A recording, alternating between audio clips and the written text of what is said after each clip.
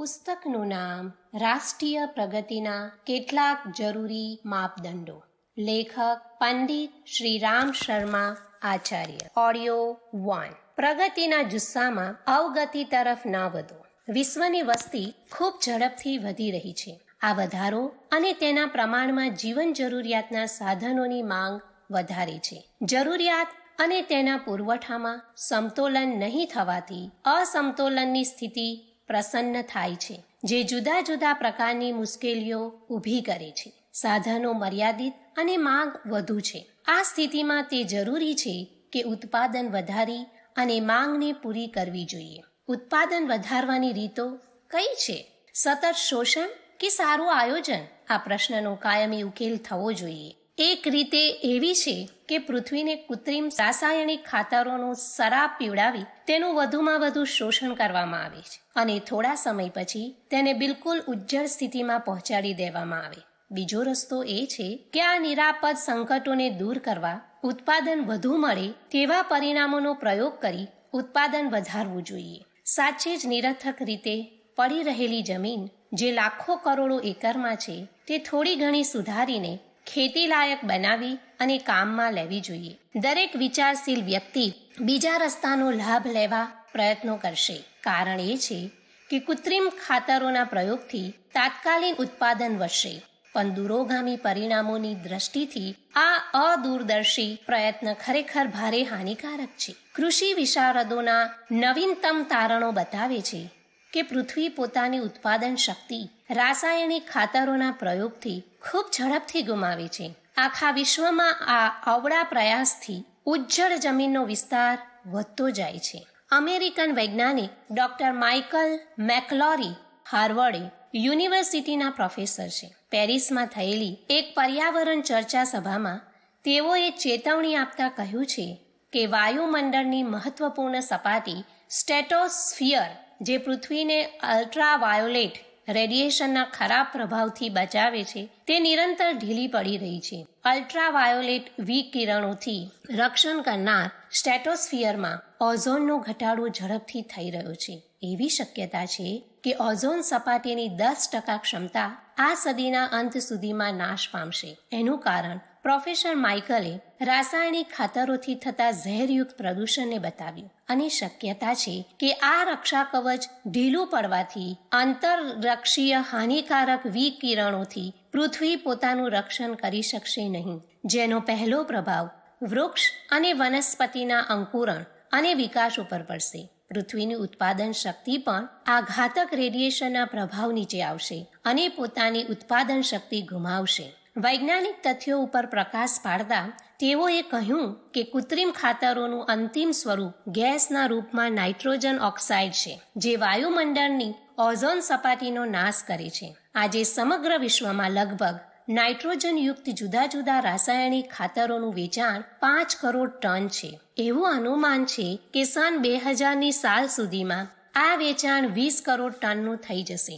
આ આશ્ચર્યજનક તથ્યના રહસ્યને કેનેડાના એક વૈજ્ઞાનિક મેરિક એલિસને ખુલ્લું કર્યું છે. તેઓનું કહેવું છે કે ઇકોલોજીકલ ચક્રમાં કેટલાક પદાર્થોના ઘટકો છે. તેઓનો ઉપયોગ ખાતરમાં કરવાથી સંકટોથી બચી જવાય છે અને પૃથ્વીની ઉત્પાદકતાને કાયમી રીતે વધારે છે. ઉદાહરણ રૂપે પશુઓનો મળ, મૂત્ર, ઝાડના પાન, કચરાથી બનેલું ખાતર વગેરેનો પ્રયોગ કરવાથી કોઈ પ્રકારનું નુકસાન થશે નહીં. પોતાના મંતવ્યના સમર્થનમાં તેઓ કહે છે કે પ્રાચીન કાળથી જ ખેતીકામમાં આ ખાતરોનો ઉપયોગ થતો રહ્યો છે અને ક્યારેય આ પ્રકારની મુશ્કેલીનો સામનો કરવો પડ્યો નથી, જે અત્યારના સમયમાં ઊભો થાય છે.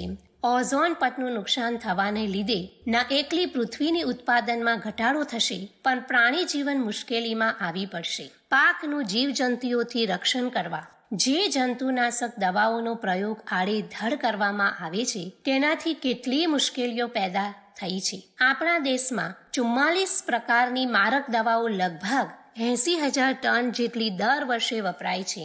જંતુનાશક દવાઓ 2 પ્રકારની છે. એક ઓર્ગેનોક્લોરિન અને બીજી ઓર્ગેનોફોસ્ફરસ. ઓર્ગેનોક્લોરિન જંતુનાશક પાણીમાં ઓગળી જાય છે અને ખાંડ સાથે મિલાવટ થાય છે. આ વર્ગમાં DDT, BSC, એડ્રેનલ, એલ્ડ્રીનલ અને ડાયએડ્રીનલ અને એન્ડોસલ્ફાન વગેરે આવે છે. તેના છંટકાવથી જીવજંતુઓ સામે ઉપજનું રક્ષણ દેશના ખૂણે ખૂણામાં કરવામાં આવે છે. તેમાંથી મોટાભાગનું વિભાજન ઝડપથી થતું નથી અને તે તેના ધન રૂપમાં જ રહી છોડોનું કીડાઓનું રક્ષણ કરે છે. ખાંડ સાથે મિલાવટ થતી હોવાથી અનાજમાં શોષાય, ખોરાકની મારફત માનવી અને બીજા પ્રાણીઓના શરીરમાં પહોંચી શરીરમાં રહેલી ચરબીમાં એકત્રિત થતી રહે છે. તેને શરીરમાંથી સહેલાઈથી બહાર કાઢી શકાતું નથી. તેના સંચયને કારણે લોહીમાં ઘટાડો અને પેટના જુદા જુદા રોગો થાય છે. તેનાથી યકૃતને નુકસાન થવાનો ભય રહે છે. ઓર્ગેનોફોસ્ફરસ જૂથની દવાઓ લાંબા સમય સુધી અસરકારક રહેતી નથી, પણ જેટલી વાર રહે છે ત્યાં સુધી તે વધુ ઝેરી અસર છોડે છે. મળતા આંકડાઓ પ્રમાણે આપણા દેશમાં જંતુઓથી રક્ષણ મેળવવા માટે DDTનો છંટકાવ એટલો બધો થાય છે કે તેનો લાંબા સમય સુધીનો પ્રભાવ થતો રહ્યો છે. અનુમાન છે કે ભારતીયના આહારમાં 27 મિલીગ્રામ DDTનું પ્રમાણ ભરેલું છે. એક સંશોધનના તારણમાં કહેવામાં આવ્યું છે કે ભારતીયના શરીરમાં DDT જેવા ભયાનક રસાયણની માત્ર લગભગ 13 થી 31 ppm MDDTના ઝેરને માપવાનું એક એકમ છે એ સુધી છે. બીજા દેશોમાં 1.8 અને 19.2 ppm સુધી છે. ઓસ્ટ્રેલિયામાં વ્યક્તિ દીઠ 1.8, પશ્ચિમ જર્મનીમાં 2.3, ઇંગ્લેન્ડમાં 3.3, કેનેડામાં 4.8, ડેનમાર્કમાં 3.3 અને ઇટલીમાં 5, હંગેરીમાં 12.4, ફ્રાન્સમાં 5.2, ઇઝરાયલમાં 19.2 ppm છે. જંતુનાશક દવાઓનો છંટકાવ માત્ર તંદુરસ્તીને હાનિ કરે છે એટલું નથી, તે સમગ્ર ઇકોલોજીકલ ચક્રનો નાશ કરે છે. પ્રકૃતિ પોતાની રાષ્ટ્રીય પ્રગતિના કેટલાક જરૂરી માપદંડો સ્વયં સંચાલિત વ્યવસ્થા મારફત જીવને પેદા કરે છે અને મારે છે. સર્જન અને નાશની આ બે બાજુની પ્રક્રિયામાં અનાવશ્યક રૂપે માનવીનો હસ્તક્ષેપ અનુચિત છે. કેટલીક વાર તેઓથી એટલો બધો અનર્થ થઈ જાય છે કે તેનો ઉકેલ મેળવવો માનવીની શક્તિ બહારનો થઈ જાય છે. ઉદાહરણ અર્થે અમેરિકામાં આવેલા બોર્નિયો નામના વિસ્તારમાં મચ્છરોનો ઉપદ્રવ દૂર કરવા DDTનો ખૂબ જ પ્રમાણમાં છંટકાવ કરવામાં આવ્યો તો સ્થાનિક જન સમુદાયે એક ગંભીર મુશ્કેલીનો સામનો કરવો પડ્યો. DDTના છંટકાવથી એક વિશિષ્ટ પ્રકારના કીડા કેટરપિલરનો ઉપદ્રવ વધી ગયો. સામાન્ય રીતે આ કીડા ભમરા જેવા જંતુનો આહાર છે જે DDTના ઝેરી પ્રભાવથી નાશ પામ્યા. આ કીડાઓને પોતાની વંશવૃદ્ધિ અસામાન્ય રૂપથી વધારવાની તક મળી. મારક દવાઓની ઝપટમાં માખીઓ પણ આવી. માખીઓ મરી જવાથી ગરોળીઓનો ખોરાક ઓછો થવા માંડ્યો. ગરોળીઓને બિલાડીઓ ખાવા લાગી અને એના ઝેરથી તે મરવા લાગી. બિલાડીઓના મરવાથી ઉંદરોની સંખ્યા વધવા લાગી. આ એટલી સંખ્યા વધી ગયા કે સ્થાનિક વિસ્તારમાં ભારે નુકસાન થવા લાગ્યું. આ સ્થિતિની ભારે માત્રાને જોઈ અમેરિકન સરકારે મોટી સંખ્યામાં ઉંદરોના નાશ માટે બહારથી બિલાડીઓની આયાત કરવી પડી. આ રીતે વ્યવસ્થા કરી સ્થિતિ ઉપર નિયંત્રણ લાવવામાં આવ્યું. આ પ્રકારની પરિસ્થિતિનો સામનો એકવાર મલેશિયાને કરવો પડ્યો. ત્યાં એક પ્રકારનો નશીલો પદાર્થ કોકોની ખેતીમાં થવા માંડી. આ પાકમાં કીડા પડી ગયા ને મારવા એક વિશિષ્ટ પ્રકારની જંતુનાશક દવા વાપરવામાં આવી.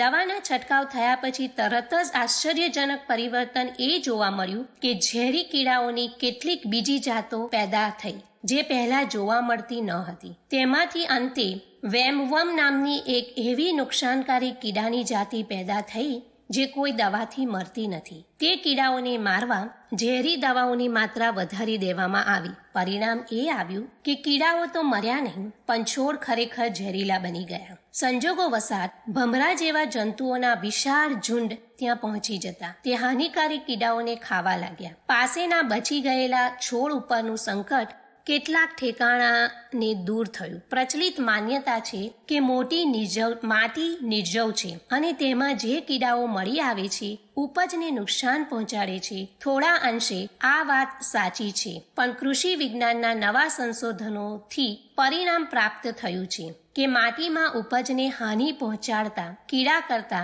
ઉપજને વધારે તેવા કીડાઓ વધારે છે અને તેઓ માટીને ફળદ્રુપ બનાવે છે.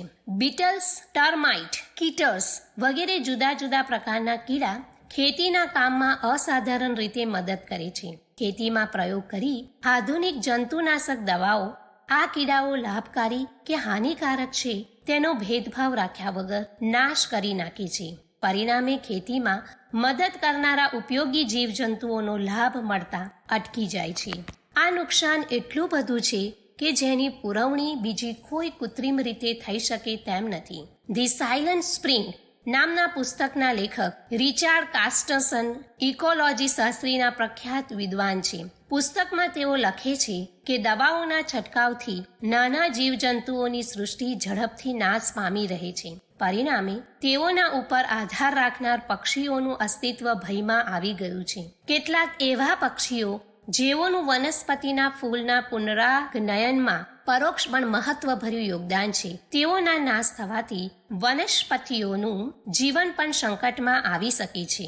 ઉલ્લેખ કરવા જેવું છે કે જે દેશો જેટલા પાછળ છે તેઓ તેનાથી વધુ ઝેરીલા રસાયણોનો પ્રયોગ કરી રહ્યા છે. પરિણામે તેમાંથી નીકળતું થોડું ઘણું ઝેર માનવીના શરીરમાં દાખલ થવા માંડ્યું છે અને તેનાથી કેટલાક શારીરિક અને માનસિક રોગોને જન્મ આપી રહ્યા છે. બૌદ્ધિક રીતે પછાત અને નિરક્ષરતાને લીધે પછાત દેશોના ખેડૂતો એટલા જાગૃત પણ નથી કે જંતુનાશક દવાઓના દૂરગામી ખરાબ પરિણામોથી સતર્ક થઈ શકે. ભારત દેશ કૃષિ પ્રધાન છે. પશુપાલનને ખેતીનું એક અભિન્ન અંગ ગણવામાં આવે છે. પશુઓના બહુમુખી ઉપયોગને લીધે ભૌતિક સમૃદ્ધિનું એક અત્યંત મહત્વપૂર્ણ ઘટક માનવામાં આવે છે. તેના દૂધ, શ્રમ જેવા લાભ ઉપરાંત મળતા છાણમાંથી થતા ખાતર ઉપજને વધારવામાં મદદરૂપ થાય છે. પશુપાલનને ફરીથી પ્રાથમિકતા આપવી જોઈએ. કૃત્રિમ ખાતરો અને જંતુનાશક દવાઓના ઉપયોગથી નજીકમાં સર્જાતા તંદુરસ્તીના પ્રશ્નો અને પ્રકૃતિમાં ઊભી થતી અસંતુલનની માત્રા અટકાવવી જરૂરી છે. ઉત્પાદન વધારવા માટે મળત્યાગ, કચરો, પાંદડા વગેરેનું સુનિયોજન જરૂરી છે. એક નિરર્થક લાગતી વસ્તુઓના સદુપયોગની પરંપરા શરૂ થાય અને નિરર્થક બેકાર પડેલી જમીનના વપરાશની વ્યવસ્થા થાય તો અનાજની અછતનો પ્રશ્ન ઉકેલવાની શક્યતા છે. અનાજ આપણી મહત્વપૂર્ણ જરૂરિયાત છે. જીવન જરૂરિયાતની વસ્તુઓમાં તેનું સ્થાન પહેલું માનવામાં આવ્યું છે. વસ્ત્ર અને રહેઠાણની સગવડ ન હોય તો કોઈક રીતે કામ ચાલે છે, પણ અનાજ વગર જીવતા રહેવું અઘરું છે. ઉત્પાદન વધારવામાં સૌથી પહેલી એવી વસ્તુઓનું ધ્યાન રાખવું જોઈએ કે જેના અભાવથી જીવન મરણની સ્થિતિ પેદા થઈ શકે તેમ છે. સાધન અને શક્તિ એવા ઉત્પાદનમાં નિયોજિત કરવી જોઈએ કે જેને રોકડ રકમની આવક મળતી રહે, પણ તે મનુષ્ય જાતિ માટે બિનઉપયોગી અને હાનિકારક હોય તો તેવી નીતિથી ઉપયોગી વસ્તુઓની અછત પડતી જશે. ઉદાહરણ રૂપે અનાજની બાબતમાં આપણો દેશ પૂર્ણ રીતે સ્વાવલંબી નથી. આધુનિક ટેકનોલોજીના સાધનો બધા ગ્રામીણ વિસ્તારોમાં પહોંચ્યા નહીં હોવાથી ખેત ઉત્પાદન બીજા દેશોની સરખામણીમાં વધારે થતું નથી. પ્રાપ્ત જમીન ખેતીને માટે ઓછી પડે છે. આ પરિસ્થિતિમાં અનાજના ઉત્પાદનની ઉપેક્ષા કરી ખેતીલાયક જમીનના મોટા ભાગમાં તમાકુ જેવા હાનિકારક ઝેરનું ઉત્પાદન કરવાનું આયોજન ખરેખર દૂરંદેશીતાના અભાવનો પરિચય કરાવે છે.